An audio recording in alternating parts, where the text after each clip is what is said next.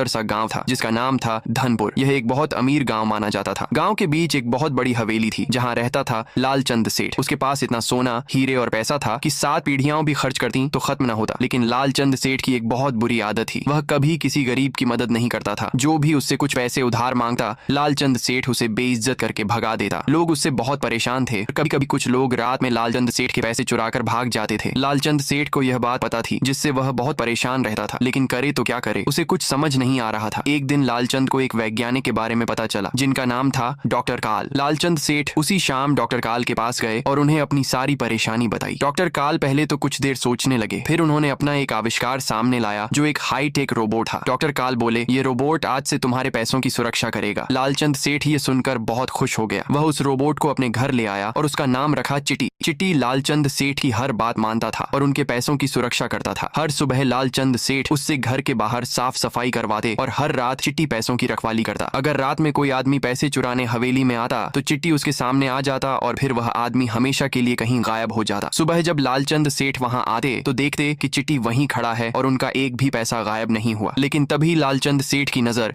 चिट्टी के हाथों पर गई। उसके हाथों में लाल रंग की कुछ चीज लगी थी, लेकिन उन्होंने उस पर ज्यादा ध्यान नहीं दिया और खुशी खुशी अपनी बाइक लेकर बाजार चले गए। मगर लालचंद सेठ को चिट्टी की असली सच्चाई नहीं पता थी। शाम को जब लालचंद सेठ बाजार से वापस आ रहे थे तभी उन्होंने बहुत सारे लोगों की भीड़ देखी। वह पास गए तो देखा कि वहां बहुत सारे गुमशुदगी के पोस्टर लगे थे और वे उन्हीं लोगों के थे जो लालचंद सेठ के घर में चोरी करने आते थे। लालचंद सेठ पहले तो चौंक गए, लेकिन तभी उन्हें चिट्टी के हाथों में लगी वह लाल चीज याद आई। वह समझ गए कि वह कोई रंग नहीं बल्कि खून था। वह तुरंत घर वापस आए। वहां चिट्टी पहले से ही उनका इंतजार कर रहा था। लालचंद सेठ को परेशान देखकर चिट्टी धीरे से बोला, क्या हुआ मालिक, कोई तकलीफ हुई क्या? लालचंद सेठ ने उसकी तरफ देखा और घबरा कर घर के अंदर चले गए। चिट्टी को कुछ अजीब लगा। उस रात पूरी हवेली में सन्नाटा था। तभी गांव का एक चोर चुपके से हवेली में चोरी करने आया, लेकिन तभी चिट्टी सक्रिय हो गया। वह आदमी जैसे ही कमरे में पहुंचा, चिट्टी पहले से ही वहां खड़ा था। इससे पहले कि वह भाग पाता, चिट्टी ने उसे मार दिया। आवाज सुनकर लालचंद सेठ नीचे आए, लेकिन चिट्टी वहां नहीं था। तभी लालचंद की नजर खिड़की के बाहर गई। चिट्टी वहां एक कब्र के पास खड़ा था और एक लाश को जमीन में दफना रहा था। लालचंद सेठ चौंक गए और तुरंत डॉक्टर काल को फोन किया, लेकिन डॉक्टर काल ने भी फोन नहीं उठाया। तभी लालचंद के पीछे से आवाज आई, आपको नीचे नहीं आना चाहिए था मालिक। लालचंद सेठ धीरे धीरे पीछे मुड़े। वहां उनका रोबोट चिट्टी खड़ा था और उसके हाथ में एक हथियार था। लालचंद सेठ ने उससे कहा, मैं तुम्हारा मालिक हूँ, मेरी बात सुनो और यहाँ से चले जाओ। लेकिन चिट्टी अजीब तरीके से उनकी तरफ देकर बोला, मैं किसी के बाप का नौकर नहीं हूँ। और फिर लालचंद सेठ की एक भयानक चीख सुनाई दी और सब कुछ खत्म हो गया। उस दिन के बाद से लालचंद सेठ को किसी ने नहीं देखा और कुछ लोग आज भी कहते हैं कि लालचंद सेठ का खजाना आज भी हवेली के अंदर कहीं छिपा हुआ है और चिट्टी आज भी उसकी रखवाली कर रहा है। अगर आप लोगों को नेक्स्ट वीडियो में अपना खुद का नाम चाहिए तो कमेंट में 5 बार अपना नाम लिख के 5 लोग के पास शेयर कर दो।